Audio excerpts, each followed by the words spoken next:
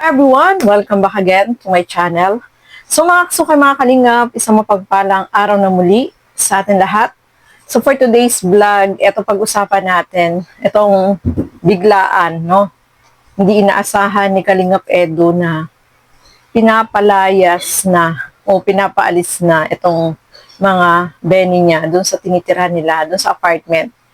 So alamin po natin sa video na ito, pero bago natin simulan yan, huwag niyo pong kakalimutan mag-subscribe, Bal Santos Matubang, Kalingap Rob at Edna Vlogs, at syempre supportahan po natin Kalingap Edu. At ang inyong lingkod, Gandang Emmy, sa mga hindi pa po nakapag-subscribe, please subscribe and please hit the notification bell para lagi po kayong updated sa aking mga ina-upload na mga reaction video. So eto, panoorin po natin ang video na ito. Napalayas na daw kayo.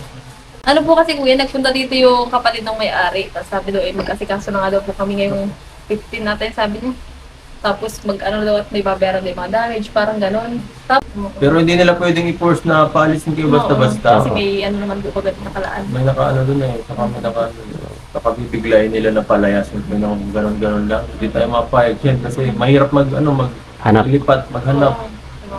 Kahit kung gano'n man, patapusin muna nila yung taon na ito bago ano. Kasi mahihirapan kayo, lalo na ngayon, magpapasak pa kayo. Hanggang 20 pa po kami. Oo, mahihirap naman sila. Kung may ano ka ba yan, baka pwede magpunta nyo nung ano, makausap.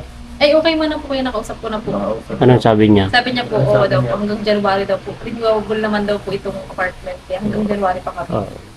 Sinend ko. At bagong ano po kasi yung kuya, hindi ba ganyan talaga yung genuine ano na Hindi na may-ari. iba na rin yung parang yung nag ano yung tawag dito yung taga-handle ng ano. Oo, iba na rin. Kaya hindi niya po alam. Kaya sinend ko po itong agreement na ano. Kasi naintindihan niya po. Sabi niya, ano naman daw yun. Kaya goods man ako. Usap ko naman. Buti naman no, okay ganun. At lahat po kami nakagayak na para lista Kaya lang. pala para ano na, diyan mo. Hindi pa, alis pati yung wala na laman yung cabinet kahit ano wala na po. Kaya nga, Paalis na lang. Kaya pala Teo. Naka-ready na lahat oh. Oh, yung Pero panel. halimbawa kapag papaalisin kayo, alis kayo? Eh, hindi po namin alam. Kaya sabi ko po, kailangan po ng ano din kay kuya. Siya ba kuya nagsabi? Oo, batas din yun. May batas yan eh, saka Oo. isa may agreement kayo. Oo. Inalam ko Kahit po nga muna walang bago agreement, ako kahit nga walang agreement, hindi walang karapatan basta-basta magpalayas ng ano. Bibigyan mo yan ng set ng oras. Oo. Hindi yung ngayong linggo, alis na kayo. Oo, hindi pwede. Tapos bigyan mo palugit yung mga borders mo. Oo. Malugit man po. Kasi hindi pwede. Para makapaghanap, kasi lalo Kawawa. na estudyante kayo. Tama, yun nga yun. Yun nga ang dahilan din mga ganun. Kaya hindi ka pwede magpalayas. So, andito yung mga gamit nila, oh. Naka-ready na. Talagang, ay, naligin na yun. Na-ready na. Ay, grabe. Sa inyo to lahat, ang dami ah. Kaya ano po yung Ay, kami. yan o yung isa. Ito kay Dina, ito lang. Ito? Ito may white. Ito, kay Tina yan? Ang dami ah. Ito pa kay Tina, kay Jenny. Kay Janelle, kakaraunti. Kay Janelle, kakaraunti. Parang di nagbibihis yata yun ah. Titila yung dami. Luruin na nga po namin yung iba para konti lang. Ah, siya? Naka-ready na, naka-ano na pala ka? Kaya wala ka lang parang tinipika. kita sa cabinet namin. Talagang ano na. Grabe. So, eto na nga, no, mga kasukay, mga kalingap. Panood ko pa noon, nung nagpirmahan sila, nung kinuha nila yung apartment, no, nung pumunta sila dyan, mga kalingap, at meron silang agreement na 6 months nga na titira sila dyan sa apartment, no. So, syempre, pumunta daw yung anak nung may-ari doon sa tinutuluyan nila early. Siyempre kahit naman sino mag-aalala kasi pinapaalis na sila, no? So, siyempre magpapaalam si Early dito kay Kalingap Edu kasi siya naman yung talagang kasama nila diyan nung kinuha iyang apartment, no? Magkakasama sila diyan at kasama din si Biancy diyan, no, mga kalingap. So, ayan po, no, biglaan. Siguro may titira na, no? Mga kalingap, at yun nga, ipinakita ni Early yung agreement na 6 months. Kasi iba naman yung kausap nila, iba naman yung pumunta dyan. So, syempre, hindi siguro alam nung pumunta dyan na mayroong agreement na 6 months na titira sila dyan. Kasi noon pa man, nasabi naman po yun na 6 months sila na mag-i-stay dyan, tapos aalis na, no? So, ang kagandahan dyan, na ipakita ni Early yung agreement doon sa may-ari at siyempre alam naman ng may-ari yun na mayroong pinirmahan na gano'n na 6 months. So, okay na daw. So, yan ang mahirap, no, mga kalingap. Kasi kapag ganyan, halimbawa na nagre-rent ka ng isang apartment tapos bigla-biglaan na baka mamaya meron na palang titira o meron nang nagtingin at baka gusto nung mapaalis na agad itong nandito sila early. Hindi alam nung pumunta dyan na may agreement at saka 6 months talaga yung contract nila. Kontrata po kasi yung pagtira nila dyan na 6 months. So yun ang kagandahan, merong agreement. At pwede mo rin namang ihabol yun kasi pwede mong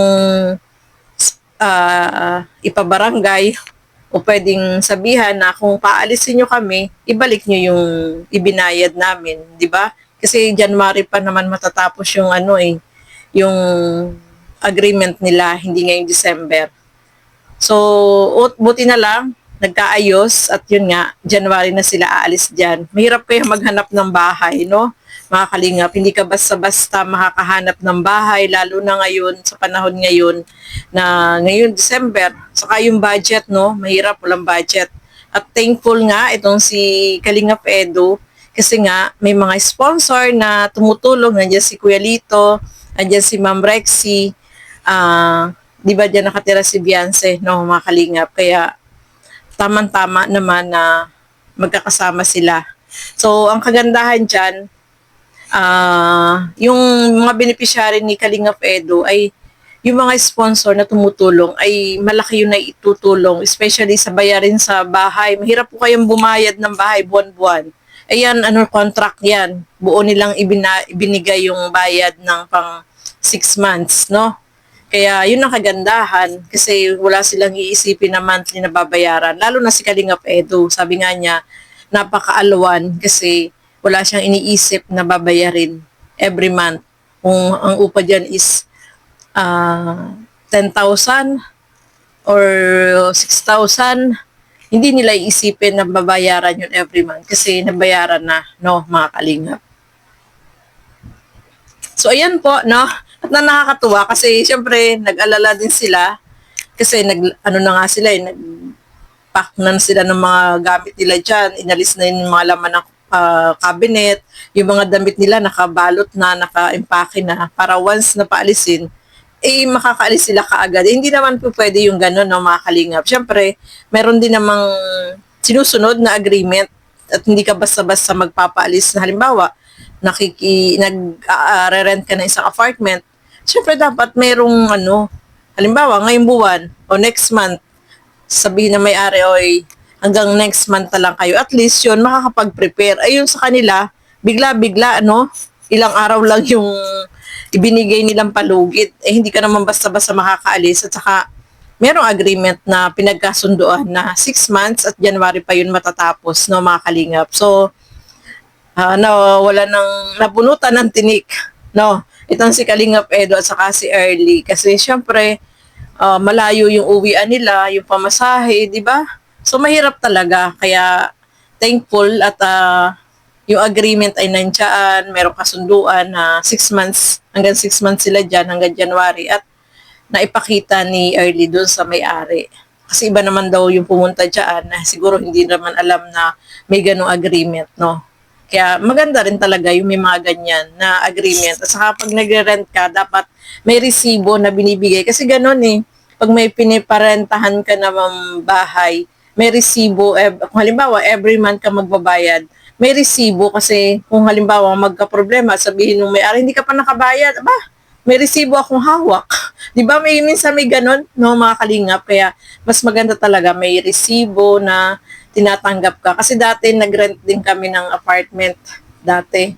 Kada bayad ko, may resibo. Kasi hinihingi ko talaga yung resibo. Kasi napaka-importante nun. Kasi mamaya sabihin ng may-ari, hindi ka pa nakabayad. O ito resibo, ipapakita mo, di ba?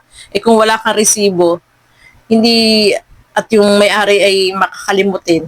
Di ba? May ganun kasi nangyayari. Kaya mas maganda talaga, may resibo na kinukuha ka kapag nagbabayad ka ng bahay, nagrerenta ka ng bahay. Kasi gano'n na ngayon may resibo na binibigay sila. Kahit nung pagbayad mo nung una, Halimbawa, di ba, 1 month advance, 2 months deposit, ganun ang nangyayari eh. Kasi kapag ganun, nangyayari kasi, halimbawa, umalis yung, yung tumira, tapos may naiwan na bayarin sa kuryente, yung deposit, yun ang pambayad ng may-ari. Ganun na kasi karamihan ngayon ang ginagawa nila. Kaya may ganun. Kasi yung iba naman kasi basta-basta aalis, ay may naiwang bayarin ng sa kuryente, sa tubig. Siyempre, yun na yung pambayad. So, ayan po na mga kalingap, at least okay na, wala nang problema. At by January sila lilipat. So, hopefully, by January, meron silang mahanap na mas maganda at mas malapit dun sa eskwelahan na pinapasukan nila. No, mga kalingap. So, ayan po. Maraming salamat sa inyong walang sawang panonood at pagsuporta dito sa aking mga ginagawang reaction video. Siyempre, supportahan po natin lahat ng mga Kalingap partners, Kalingap reactors, siyempre, Kuya Bal Santos Matubang, Kalingap Rob, at Edna Vlogs. Ayan, support po natin. Hanggang dito na lamang po muna. Keep safe everyone.